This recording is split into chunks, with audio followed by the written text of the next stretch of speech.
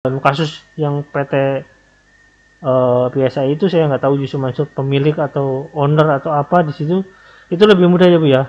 Kasus yang PSI itu ibu dan teman-teman lebih mudah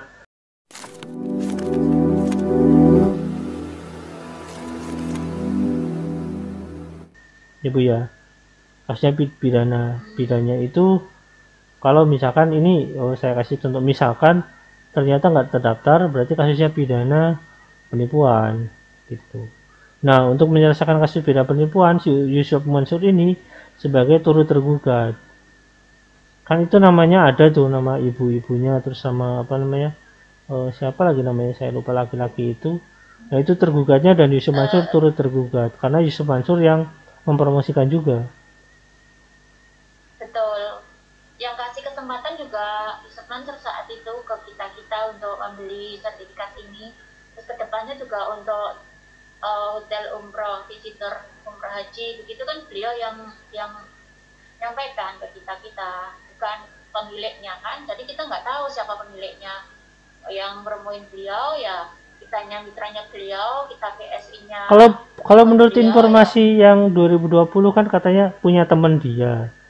Saya nggak mau nyebut namanya ya, punya teman dia, karena informasi yang di IG itu Mansur katanya yang mau nuntut ibu-ibu yang suka komen di Yusuf Mansur, katanya itu punya teman dia, katanya orangnya baik, suka rajin sholat apa, itu nggak ada hubungannya dengan satu bisnis di perusahaannya Bu ya. Mau sholat mau rajin nggak sholat, kalau profesional tetap profesional. Jadi kita memang nggak, oke, ibaratnya kayak gini Bu, saya nggak mikir Yusuf Mansur itu ustadz atau dia bukan ustadz. Selama dia benar ya benar, kalau tidak ya salah, kalau tidak ya tidak gitu ya. Kayak misalkan gini, saya kasih contoh, misalkan Nabi Muhammad pada saat itu pernah menghukum orang yang harus dipotong tangannya, dan Nabi Muhammad bilang, kalaupun itu anak saya Fatimah, saya juga akan potong tangannya.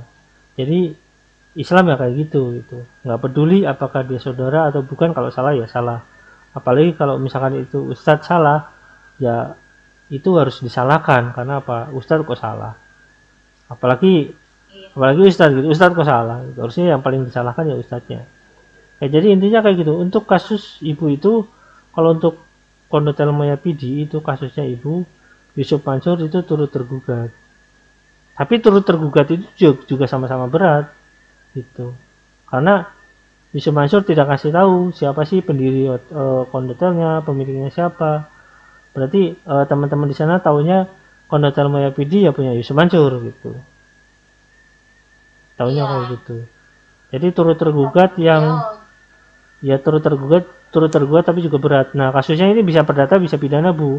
Teman-teman yang ada di Solo maupun yang ada di Jogja bisa konfirmasi ke dinas perizinan, apakah ada nama CP itu, atau ke pengadilan biasanya ada.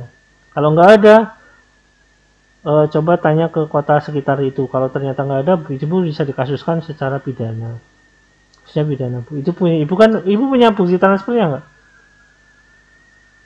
Kalau bukti transfernya dulu kita ada teman saya, milik teman saya itu jadikan pakai transfernya kan kalau lebih dari 10 juta tidak boleh, harus pakai data dokumentasi lengkap dari luar. Jadi saya pakai automatically. Itu kalau lama kan apa namanya itunya, tulisannya ya nggak bisa, kecuali dari awal kita punya inisiatif untuk foto di kamera. Kayak semacam Western Union. Dulu saat itu kita tidak ada namanya apa ya, tidak berpikir ke situ ya, yang penting kita bisa transfer, sekali transfer 30 juta gitu. Soalnya kalau banyak harus pakai dokumentasi. Ya, teman ibu ada yang ini nggak, ada yang punya bukti transfernya? Ada yang dapat sertifikat juga. Iya. Jadi gini, saya kasih tahu ya Bu, sertifikat itu sebenarnya bukan lembar saham ya. Kalau lembar saham tulisannya ya lembar saham gitu, dan di lembar saham itu tertera jumlah saham ibu berapa dan nilai sahamnya berapa persen tertera. Jadi nggak ada hubungannya. Sebenarnya sertifikat itu kayak, kalau dipikir-pikir kayak akal-akalan gitu, karena lembar saham ya beda dengan sertifikat gitu. Sertifikat memang kita habis lulus pelatihan, sertifikat kan semacam kayak gitu. Tapi terlepas dari itu, tapi kan itu apa ya, suatu yang dikeluarkan secara resmi oleh MyFD-nya. Ya saya nggak tahu mungkin niatnya akal-akalan atau tidak, tapi itu yang dikeluarkan resmi. Walaupun saya tidak pernah melihat satu saham dengan bentuk sertifikat, bahasanya ya Bu ya, dalam bentuk bahasa sertifikat. Biasanya bentuknya memang semacam sertifikat, tapi biasanya tulisannya lembar saham biasanya, atau surat saham semacam itu. Jadi surat itu resmi. Gimana? Di sini tertulis Mas, saat itu status kepemilikan dalam bentuk sertifikat hak milik atau satuan rumah rusun yang dapat dianggunkan sebagai jaminan pinjaman ke saya kurang tahu pinjamnya itu ke siapa ya, mendapatkan potensi pendapatan sewa ya untuk janjinya layanan pembelian kembali unit hotel. Itu ada programnya 21 hari bebas menginap per tahun. Itu kan tertera di perbalikan formulir ya untuk pendaftarannya itu. Tapi di sertifikat tidak ada tertulis bahwa itu SHU bisa untuk meminjam uang atau bagaimana gitu. Ya emang sertifikat nggak bisa Bu. Sertifikat yang bisa buat minjem duit itu kan cuma sertifikat rumah, sertifikat tanah. Nah, iya. Sertifikat vaksin aja nggak bisa sekarang. Apalagi sertifikat kayak gitu. Iya, itu pasti ya apalagi kalau di situ nggak tertera di sertifikatnya, cuma tulis sertifikat tanda tangan Yusuf Mansur jumlah sekian, itu nggak sama sekali bukan surat resmi yang dikeluarkan pemerintah, kecuali ya Bu, Yusuf Mansur itu mengeluarkan sertifikat dalam bentuk segel. Segel itu dulu pernah ada, segel itu adalah surat resmi yang dikeluarkan oleh kantor pos. Dulu ada segel namanya, dan di sana bisa ditulis, nah, itu resmi.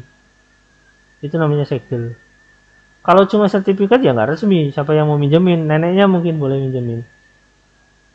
Iya, saya tuh waktu pulang itu masih penasaran dengan kalimat yang ini. Kan saya ngambilnya 15 paket ya. 15 paket itu 2.700 kali 15. Totalnya 35.500 ya. Yang 500 itu uang admin. Di situ berarti saya punya 15 lembar ya. Saham itu. Nah, apabila 15 lembar itu bisa digunakan untuk jaminan pinjaman, satu kali lembarnya 5 juta kan bisa dibuat 5 juta kali 15. Mikir saya begitu ya.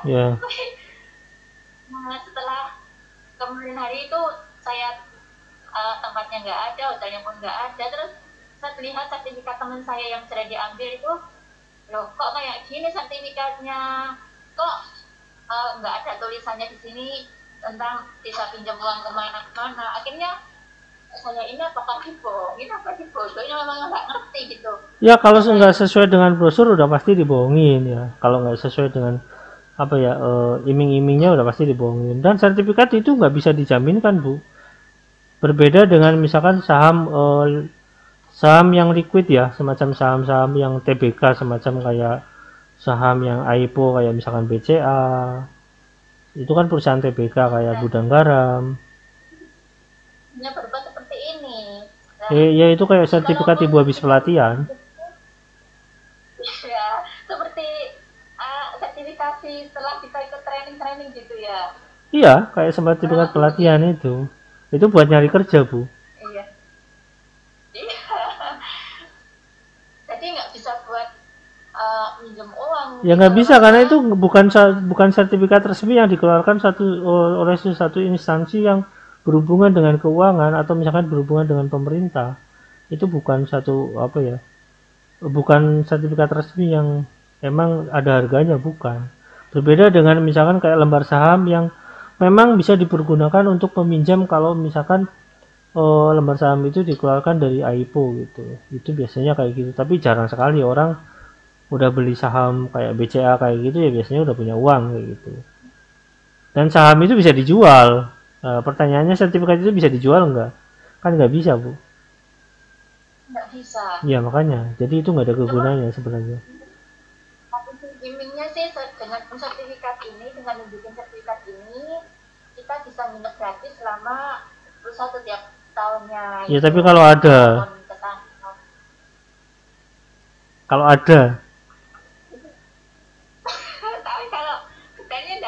Iya makanya ya dari kasus ibu pokoknya kayak gitu ya Bu, dari kasus ibu itu pokoknya kalau enggak jadi Yusuf Mansur itu posisinya kita nggak tahu nih di CV itu, karena kita cek di AHU nggak ada. Nanti teman-teman yang ada di Solo atau di Jogja atau di Solo Raya itu cek di perizinan. Di perizinan ya, minta teman-teman itu di perizinan apakah nama CV itu ada enggak. Kalau nggak ada, ibu ya udah tuntutannya pidana aja, karena itu penipuan. Gitu. Kalau Kalaupun tahun 2013 terus mintanya ngeceknya saat ini itu masih bisa kalau di perbankan, yang untuk itu CV perizinan. kalau izin ada di sana Bu. Jadi gini, kalau untuk TDP itu ada batas waktunya, TDP-nya. Tanda daftar perusahaan itu ada batas waktunya 5 tahun. Cuma kalau izin pembentukan CV-nya dari dulu punya saya misalkan CV, ya ada tetap sampai sekarang, walaupun udah nggak dipakai, tetap di sana ada tercatat namanya CV ini udah pernah dibuat di sini kayak gitu, pernah dibuat di perizinan ini gitu. Ibu bisa lihat di pengadilan. Kalau dulu itu kalau mau merubah CV itu ke pengadilan. Gitu. Jadi biasanya hubungannya cek di pengadilan. Kalau nggak ada di pengadilan itu ibu bisa, biasanya di pengadilan sih, karena dulu disahkan di pengadilan dari izin-izin itu dari dinas perizinan itu disahkan di pengadilan. Jadi kalau nggak cek di pengadilan negeri ya Bu, bukan pengadilan agama, nanti nyari sertifikat cerai. Pengadilan negeri dicek itu pernah ada nggak di Solo Raya ya Bu ya, saya nggak bilang Solo Raya karena kan cukup lebar. Solo Raya atau di Jogja karena lokasinya di Jogja. Kalau nggak ada dan itu emang nggak mungkin di kota lain, berarti ya ibu tuntutannya tuntutan pidana. Kalau menurut pandangan saya pada saat kalau kondisinya seperti itu, kita juga nggak bisa menjustifikasi CV itu salah atau enggaknya. Tapi untuk saat ini kalau misalkan nggak ada, berarti tuntutannya pidana, dan Yusuf Mansur itu sebagai turut serta karena bukti brosurnya ada.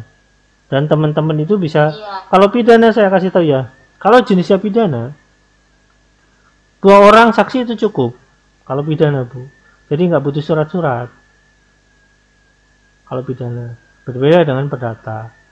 Nah kalau misalkan teman-teman ibu jumlahnya sampai ratusan orang, misalkan berapa orang kayak gitu, kasusnya pidana ya turut sertanya berarti Yusuf Mansur turut serta pidana gitu. Jadi pihak ketiga yang ikut serta membantu. Gimana? Saya tanya lagi Mas, kan Yusuf Mansur di medsos bilang program Mulyadi bukan proyeknya gitu ya, mengelak terus bukan proyeknya gitu. Tapi di sisi lain sahabat saya itu korban juga Mulyadi mendapatkan informasi dari emailnya pengalian dana Mulyadi itu ke Hotel City itu sepihak. Jadi saat dialihkan dana kami dari Mulyadi ke Hotel City itu kami tidak tahu tanpa pengetahuan atau di luar mufakat atau musyawarah mufakat kita sebagai investor gitu loh, kan kita punya uang. Jikalaupun saat itu Yusuf Mansur mengatakan ke kita atau tanya apakah uangnya mau ditarik, lanjut. Buat temen ibu yang kasusnya kayak gitu, itu kasusnya perdata dengan pidana. Jadi untuk ini kasus untuk ibu sendiri ya, saya kasih tahu. Untuk pribadi ibu sendiri, yang kasusnya langsung ke Mulyadi, itu kalau tidak ada di perizinan dan di pengadilan dicek gak ada, berarti kasusnya pidana. Dan Yusuf Mansur sebagai turut tergugat gitu ya, turut tergugat pidana. Itu kalau misalkan kondisinya seperti itu. Tapi saya katakan sekali lagi, karena Indonesia menganut praduga tak bersalah, ya kita harus menghormati hukum. Sifatnya laporan. Jadi setelah investigasi, ibu baru ngasih laporan, teman-teman ibu laporan secara pidana. Nah untuk teman-teman ibu yang kasusnya kayak teman ibu barusan tadi, katanya ibu tadi dipindahkan, dialihkan dananya ke Hotel City tanpa sepengetahuan, itu mengandung unsur perdata dan pidana. Jadi gugatannya ada 2 untuk teman ibu. Jadi Yusuf Mansur digugat secara pidana dan perdata. Cuma untuk ibu pidana. Nah untuk teman ibu bisa mengugat pidana dengan perdata sekaligus gitu. Untuk ibu pidananya. Gitu. Nah dalam kasus Hotel City itu banyak sekali yang kekacauan yang menurut saya emang berimbas daripada mungkin ketidakjujuran atau apa saya nggak tahu. Tapi yang jelas ada yang langsung investasi di Hotel City, Dan sampai sekarang nggak ada laporan semacam itu. Ya nanti kita temen ibu ada yang Hotel City nggak? Ada banyak. Ya nanti kasih tahu aja ya Bu. Nanti lab berikut zoomnya lab berikutnya yang kasus Hotel City atau kasus tabungan yang lain ya. Karena ada banyak. Nanti saya kasih tahu website yang berhubungan dengan itu apa gitu ya. Misalkan kayak patungan usaha.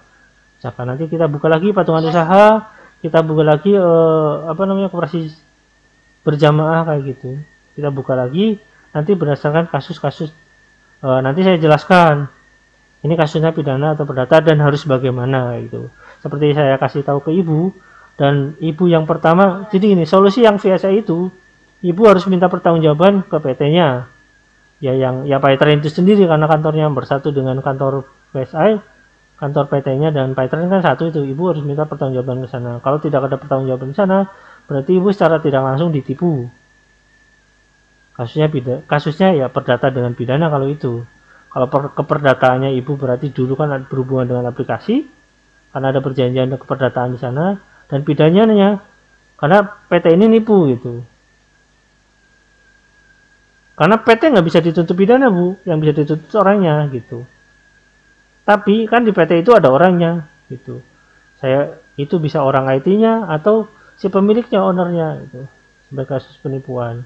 Ya kita pokoknya gini, dalam kasus ini kita praduga tak bersalah. Nah, solusinya kayak gitu. Untuk pertama kayak gitu ibu datang ke sana nanyain lagi ini solusinya bagaimana. Kalau nggak ada solusi ya ibu gugat sama teman-teman ibu yang ada 600-an itu yang di kaki ibu aja sendiri udah 600 orang itu bisa gugat secara pidana atau perdata.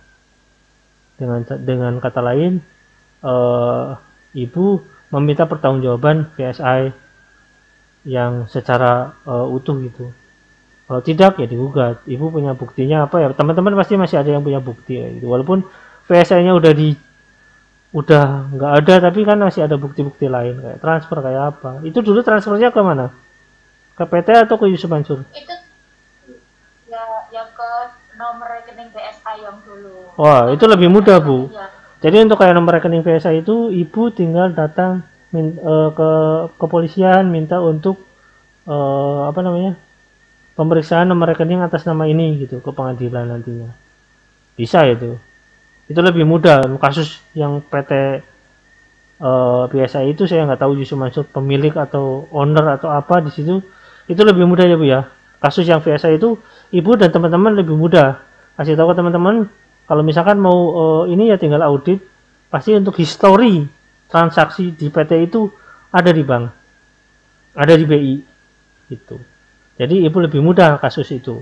Tinggal ya minta bantuan teman-teman untuk ya Rp1.000 untuk melakukan gugatan kayak gitu, atau ibu mewakili ke PT untuk itikat baik ibu mewakili ke PT itu, ke Paytren yang ada di Bandung itu. Ibu menanyakan baik-baik ini masih bisa diakses enggak, karena ini pertanggungjawaban saya ke member-member yang lain gitu, ibu sebagai leader.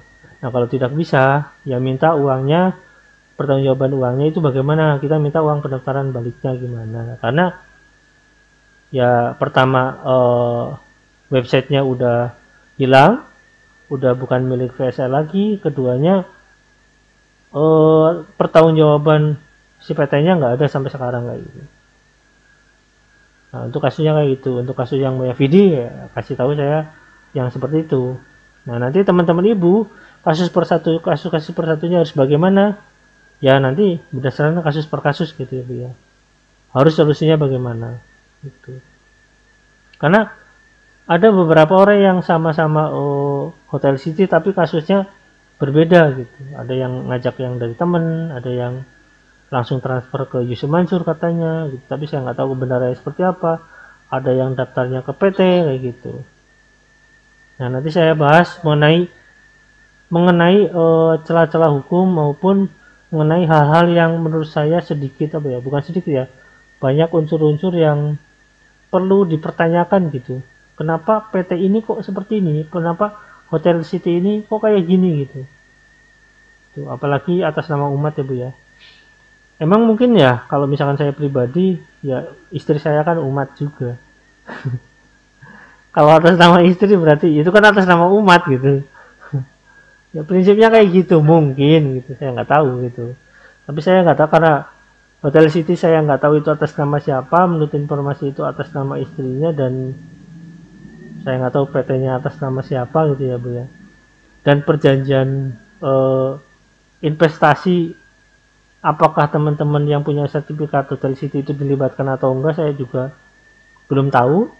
Walaupun saya tahu beberapa informasi, cuma saya ingin tahu langsung nanti kalau yang punya kasus Hotel City bagaimana ya Bu ya. Gitu. Iya, insya Allah nanti ada sahabat saya yang bisa menjelaskan. Ya, nanti saya bedah tuh kasusnya gitu. Jadi nanti masuknya kasus perdata atau kasus pidana, kasusnya kelalaian. Jadi gini saya kasih tahu Bu. Saya kasih tahu dikit ya buat teman-teman yang ada di luar yang menjustifikasi teman-teman YouTuber atau bagaimanapun gitu. Atau ada sekarang YouTuber yang menggiring bahwa Yusuf Mansur difitnah atau Yusuf Mansur sekedar apa ya, cuma kegagalan manajemen atau apa, jadi bukan kesalahan Yusuf Mansur. Jadi saya kasih tahu dalam unsur pidana kelalaian itu sama dengan kejahatan. Misalkan gini Bu, ibu nabrak orang sampai meninggal, itu kelalaian. Ibu kena pidana, iya kan? Karena kelalaian itu menyebabkan kecelakaan orang lain, merugikan orang lain, jadi kena pidana. Tetap aja, jadi dalam kasus Yusuf Mansur kalau misalkan ternyata PT ini melakukan kesalahan karena ketidaksengajaan, tetap harus kena pidana. Nggak bisa lepas serta-merta, karena kalau misalkan kasusnya perdata harus kena perdatanya, nggak bisa lepas serta-merta. Begitu ya Bu ya. Seperti perjanjian ibu kalau misalkan mau ibu nitipin makanan nih ke warung, sesuai dengan perjanjian itu harus lunas semua, misalkan harus harus terjual semua, tapi ternyata tidak, si pemilik warung tetap harus bayar, ya kan? Karena sesuai dengan perjanjian. Ya sama seperti itu, walaupun si pemilik warung nggak terjual semua, kadang-kadang pemilik warung ya udah daripada mubazir dimakan sendiri, kadang-kadang kayak gitu ya, kasusnya sama seperti itu. Jadi hukum itu ya sebenarnya diciptakan untuk adil, tapi kalau misalkan ya kembali lagi karena itu di proses peradilan, kita nggak bisa mendikte kasus proses peradilan yang sekarang sedang dilakukan. Itu ibu masuk di dalamnya atau enggak? Tidak, itu masih patungan usaha. Oh itu masih patungan usaha. Dan patungan usaha itu makanya patungan usaha kalau teman ibu yang ada yang ngasih tahu. Ya. Ya. Nanti kayak tadi ya Bu ya, kayak tadi ya Bu ya. Misalkan kayak kasus VSA, saya buka dulu websitenya, alurnya seperti apa dan harus bagaimana kayak gitu. Iya Mas. Nanti kan Paitren sendiri, tabung tanah sendiri, Hotel City sendiri, umroh Merdeka yang terkaitan dengan Paitren sendiri. Teman-teman kan kasusnya beda-beda. Iya. Ini beda aja nggak apa-apa Bu, karena gini, saya katakan bahwasanya nggak di Islam itu nggak ada kata tabu bagi satu keadilan. Kan gini deh Bu, ada beberapa orang yang misalkan nggak boleh begitu ke Ustadz, nanti kamu kualat tuh, itu tabu. Tapi di Islam sendiri itu kan orang-orang yang terlalu meninggikan Ustadz. Nah dalam Islam sendiri itu nggak ada. Kalau Ustadz itu salah ya salah, nggak ada jadi nggak ada kata tabu dalam Islam, yang ada kata keadilan gitu. Jadi kalau dia ngaku Ustadz yang salah, berarti dia paling salah gitu, karena kesalahan Ustadz itu lebih besar daripada kesalahan orang biasa. Karena apa? Karena Ustadz lebih tahu begitu. Jadi kalau dia udah tahulah itu salah tapi dia melakukan kesalahan, berarti kesalahannya berlipat ganda begitu Bu. Jadi nggak usah khawatir teman-teman misalkan nanti kualat, nggak ada kata kualat Bu. Dalam Islam itu nggak ada kata kualat gitu. Dalam Islam itu ya hanya ada takdir, kodar gitu ya. Dan kalau misalkan dalam perilaku kehidupan sehari-hari itu hanya membutuhkan keadilan. Makanya Islam itu rahmatan lil alamin, rahmat bagi semua orang agar terciptanya keadilan. Seperti itu Bu. Nggak usah khawatir mau ustadz siapapun. Mau kalau misalkan saya katakan, kalau misalkan ustadz yang sedang terkenal sekarang itu, misalkan kalau Habib Rizik salah, kalau saya katakan salah, berarti saya punya alasan menyebutkan bahwa itu salah. Kalau saya katakan benar, ya berarti itu benar gitu menurut pendapat saya gitu. Jadi buat saya nggak tabu saya mau ngomong misalkan ustadz apapun, sekelas apapun, mau dia habaib, Saya bisa buktikan kenapa saya bisa bilang begitu. Saya bisa buktikan di channel saya yang lain seperti itu, Bu. Ada lagi pertanyaan, Bu? Oke, teman-teman ya. Begitu wawancara yang saya lakukan dengan Ibu Wilwa. Karena Ibu Wilwa ini salah satu mantan yang termasuk lama gitu.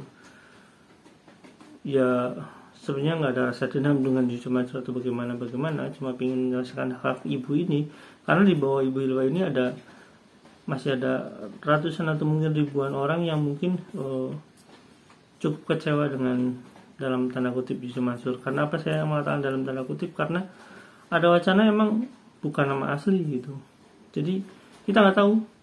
Tapi kenapa Pak Darso bisa mengatakan hal itu? Saya cuma ngasih tahu ya bahwa Pak Darso pernah